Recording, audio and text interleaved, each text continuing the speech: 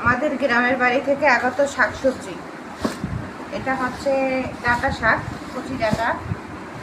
এই যে এই সিজে ডাঁটা খেতেই ভালো লাগে, বড় ডাঁটা আমার একদম পছন্দ না, বেশি বড়টা মানে একবারে সেটা। এটা হচ্ছে পুঁই শাক। পুঁই শাক মনে হয় অল্প হয়েছে, জল একটু। এটা হচ্ছে কলমি শাক। এটা হচ্ছে বড় ডাঁটা, সাথে আছে পাট শাক।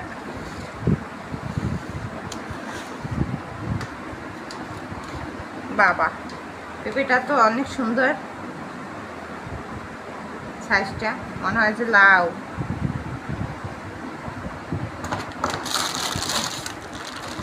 তারপর এটা হচ্ছে খেসারি ডাল,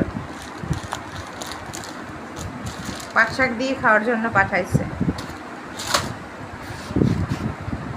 এটা হচ্ছে গাছের জামরুল, এখনো মানে অতটা বড় হইতে পারে নাই, আরো বড় হবে। তারপর এই হচ্ছে কাঁচা আম, এটা পেকে যাবে আর কি। এটা হচ্ছে পাকা আম। এখানে আছে বেগুন, তারপর এই চিচিঙ্গা, আমরা যে বলি রেখা, সেই রেখা বরিশালে। এটা কি সবাইকে এটা চিনে, চেনার কথা। এটা কাঁচা, পাকে নাই কিন্তু।